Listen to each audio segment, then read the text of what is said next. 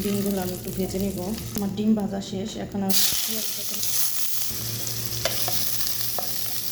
কাঁচামরিচ, দারচিনি, তেজপাতা দিয়ে পেঁয়াজটা আমার ভাজি হয়ে গেছে। এখন আমি লবণ দিয়ে দিব, একটু আদা রসুন পেঁয়াজ বাটা, একটু জিরা বাটা, মশলাটা গন্ধ না আসে একটু ভাজা ভাজা করে নিতেছি।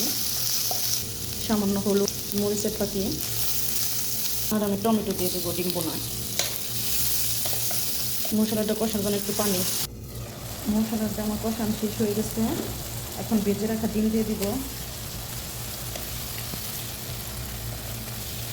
ডিমটা একটু কষিয়ে তারপরে আমি ঝোল দিব। কষিয়ে দেখেন আমার ডিম বোনার কালারটা কেমন হয়েছে,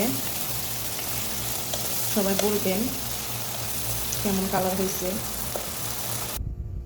আমার ডিম বোনার কালারটা কেমন হয়েছে, রান্নাটা বলবেন সবাই। সবাই ভালো থাকবেন। আসসালামু আলাইকুম।